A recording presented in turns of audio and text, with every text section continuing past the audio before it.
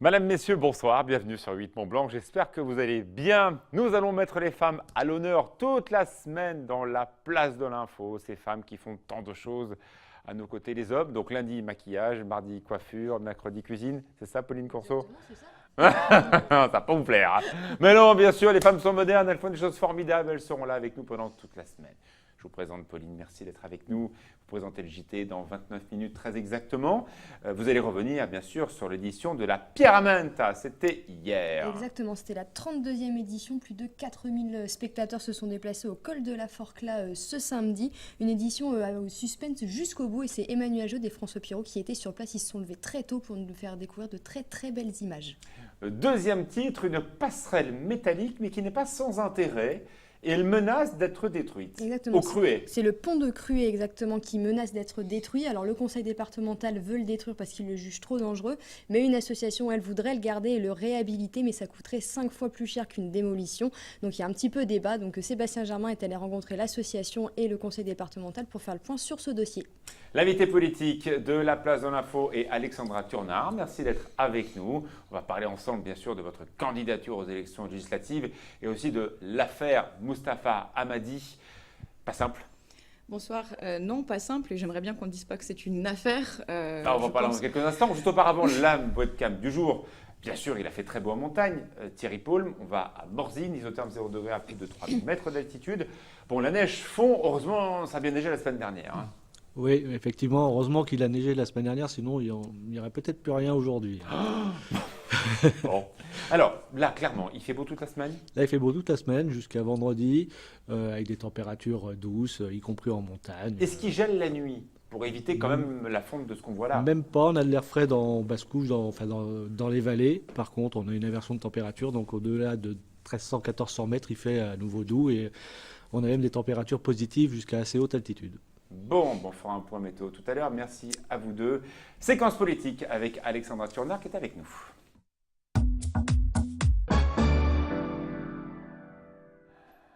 Alexandra Turnard, vous connaissez donc le principe. Je me retourne devant le mur digital. On va voir ensemble des visages et à vous de nous donner un petit commentaire sur ces personnalités que l'on voit. L'affaire, en tout cas, c'est comme ça que ça a été prononcé pendant tout le week-end, d'un élu de Savoie qui a publié sur sa page Facebook, qui s'appelle Mustapha Hamadi, 7 caricatures sur Emmanuel Macron.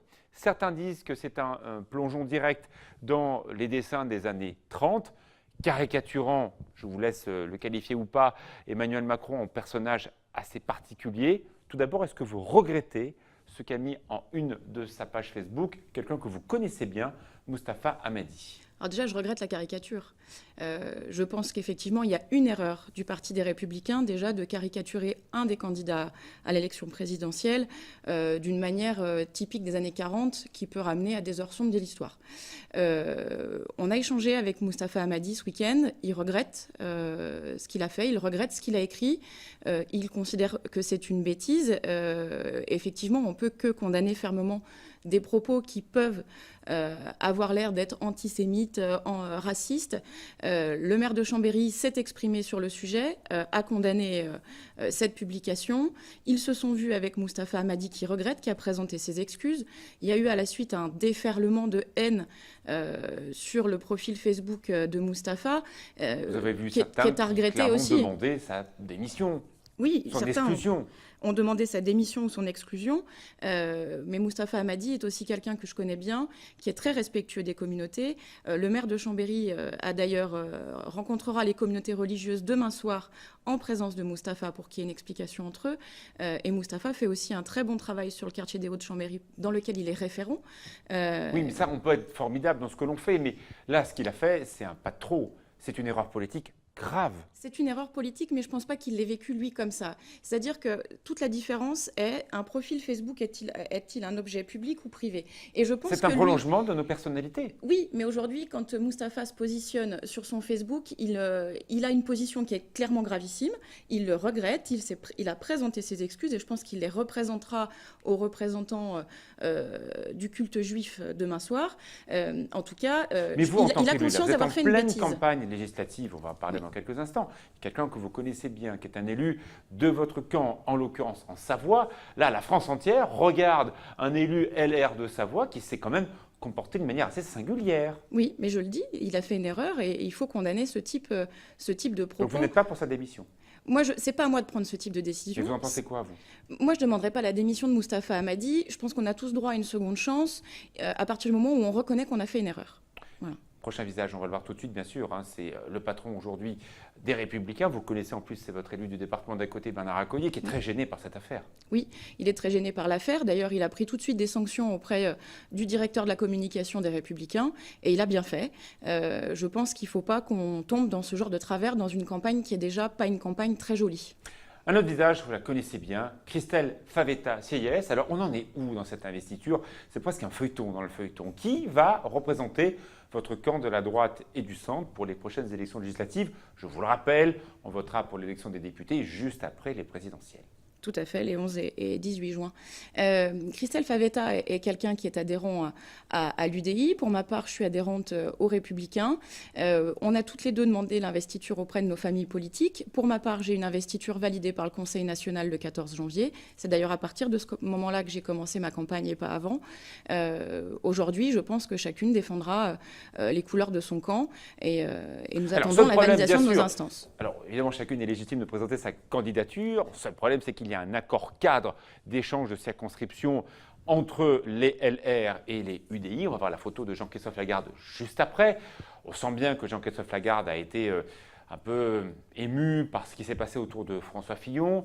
Il faut absolument conserver cet accord entre la droite et le centre parce que c'est comme ça que l'UDI peut essayer de faire gagner, en l'occurrence, ses futurs députés. Alors il faut faire quoi? Il faut mettre Christelle Favetta-Sieyès pour faire plaisir à Jean-Christophe Lagarde parce que clairement c'est dans le deal qui a été signé avec donc les LR.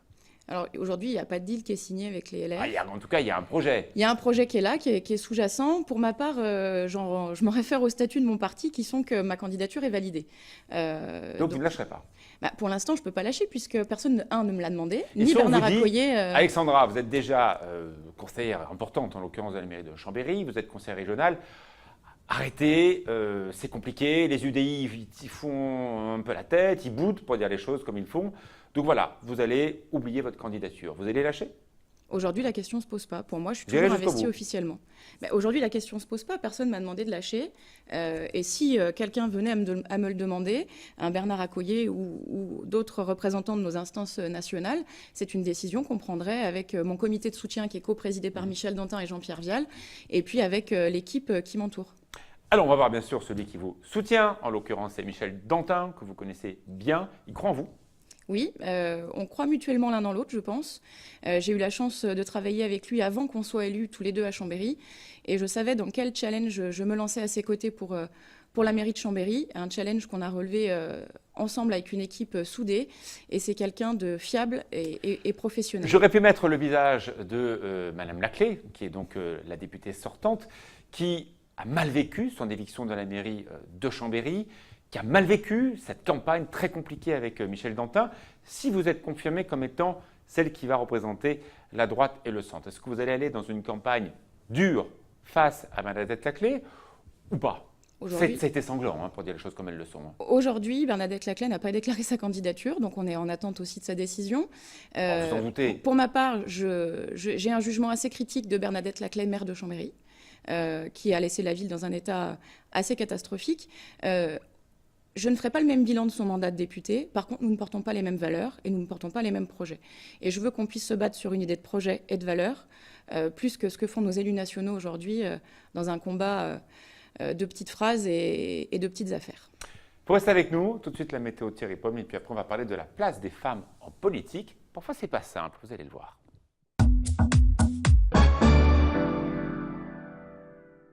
Alexandra Turnard est avec nous. On la rencontre dans quelques instants. Thierry, la météo pour ce mardi, ça donne quoi? Écoutez, on aura la copie conforme de cette journée de lundi, c'est-à-dire soleil et grande douceur, jusqu'à 19 degrés. 19 à Albertville. À Albertville, 16 degrés à Chambéry ou à Saint-Jean-de-Maurienne. Petit coup de fraîcheur le matin, 2 à 4 degrés en région de Plaine.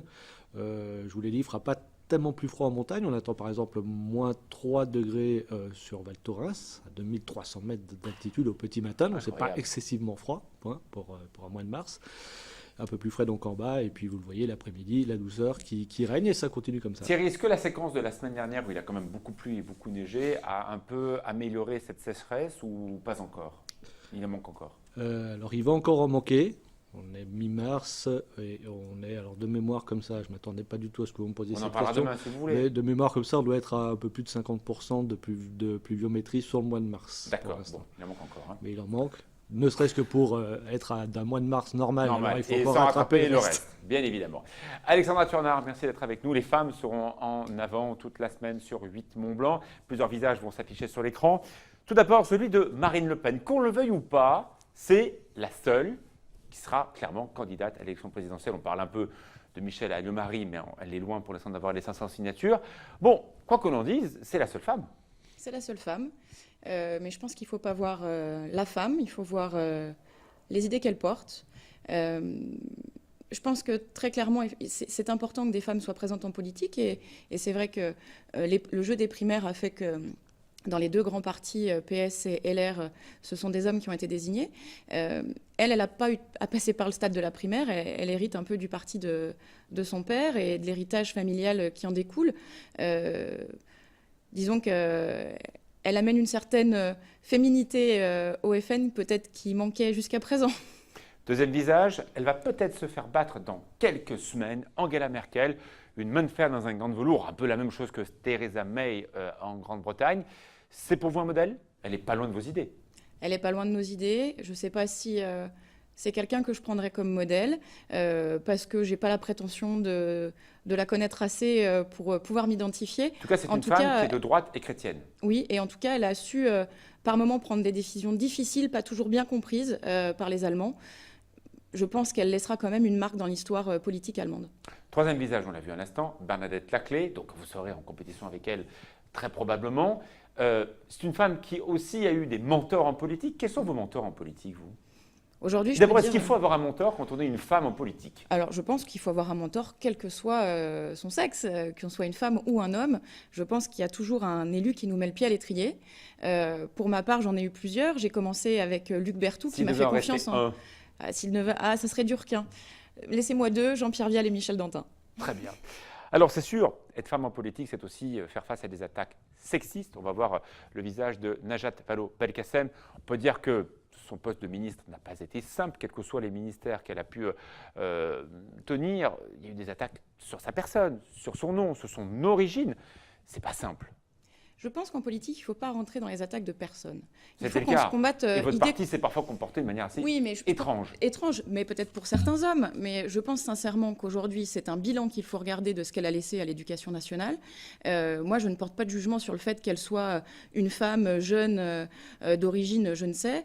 Je regarde le bilan qu'elle laisse, et aujourd'hui, on ne peut pas dire que le ministère de l'Éducation nationale soit au meilleur de sa forme. Quand on sort d'un mandat, en l'occurrence comme Najat Vallaud-Belkacem, qui aura fait comme quasiment l'intégralité des différents mandats sous François Hollande, on s'aperçoit que les attaques ont été très dures, très frontales, et Facebook n'a rien arrangé. On a l'impression que les attaques sur Facebook, elles sont encore plus dures, notamment pour les femmes. Je ne sais pas si elles sont plus dures pour les femmes. On a forcément, les femmes, toujours à plus justifier notre... Pintade, Poulard... Non, mais c'est sûr, on a toujours à plus justifier notre... Christiane Taubira, n'en parlons pas, vous vous souvenez? Oui, mais et à droite, pareil. On ne peut que condamner les attaques qui sont personnelles, c'est ce que je vous dis. Et on peut le dire, Facebook, c'est toujours la vitrine la plus facile pour déferler la haine, parce qu'on est caché derrière son écran, et que c'est toujours très simple. Personnellement, quand on est une femme en politique, peut-être qu'on a un peu plus à prouver pour certains. Je ne dis pas que c'est une généralité, parce que personnellement, dans mon mandat d'élu local, je ne perçois pas de sexisme sur ma place. Alors, il y en a une qui a, soi-disant, été victime de sexisme. Alors après, je ne sais pas si c'est vrai ou pas, mais en tout cas, elle en a fait une vraie bataille. Il y en a deux. Il y a Clémentine Autain et Cécile Duflot, qu'on entend un peu moins maintenant, mais qui a fait clairement le démarrage du mandat de François Hollande. Alors, sur sa jupe, sur sa robe, sur tout ce qui a pu être imaginé.